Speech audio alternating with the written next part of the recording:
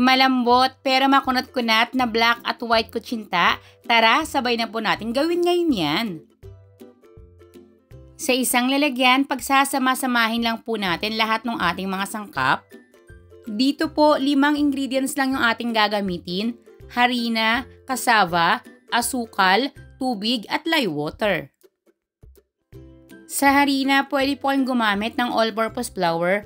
Pwede rin po yung first class. Pwede rin po kayo ritong gumamit ng third class flour. Para naman po sa ating cassava, pareho lang pong pwedeng gamitin yung cassava flour or cassava starch. O kung sakaling tapioca flour or tapioca starch yung available sa inyo, pwede rin po yung gamitin.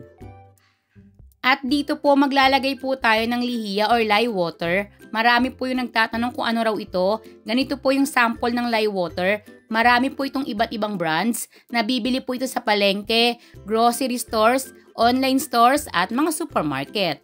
Tumutulong po ito para magpakunat po sa ating kutsinta. Pero dapat po tamang-tama lang po yung sukat na ating ilalagay dahil kapag napasobra naman po ito, papait naman po yung ating kutsinta.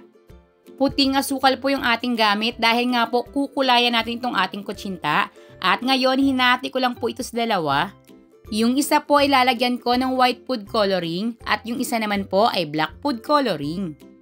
Kung mapapansin nyo po ngayon, yung ating mixture ay kulay puti na, pero kapag hindi po tayo rito naglagay ng white food coloring at ito po ay atin ang niluto, parang magiging transparent po yung pinakakalalabasan at hindi po magiging ganun kaputi. Well grease po dapat yung molder na ating gagamitin. Large molder po yung gamit ko rito at sa ating buong recipe na po, 22 pieces po ng large molder yung ating magagawa.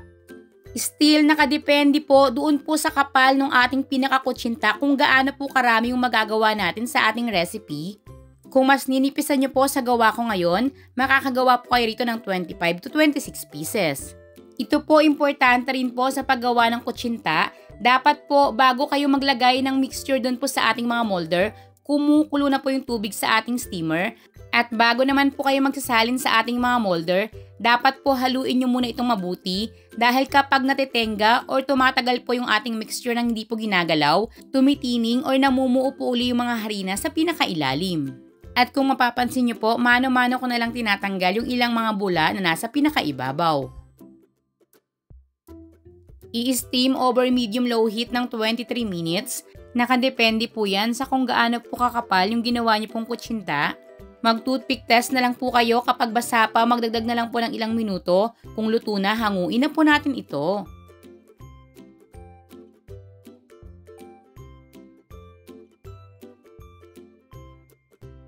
And tcharan! Ito na nga po yung ating napakakinis, makunat-kunat, napakadali lang gawin, simple lang din po yung mga sangkap na kutsinta.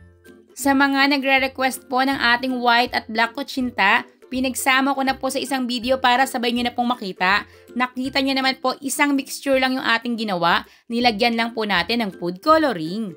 Syempre, masarap po ito kung may partner na dulce de leche, pero kahit wala, nyog lang, napakasarap na po nito. Kung sakaling may available po kayong dulce de leche at gagawin nyo po itong sausawan ng kutsinta, gawin nyo lang pong 1 cup yung asukal na ating gagamitin sa ating mixture. Sa paggawa naman po nito, may video na po tayo niyan. I-search nyo lang po Mix and Cook Dulce de Leche. Doon po nagpakita ako ng 2 pamamaraan kung paano po ito gawin. Sana po ay muling nakapagbahagi sa inyo ngayon ng inyong Mommy Loves ng isang makabuluhang video. Hanggang sa susunod po ulit nating pagluluto!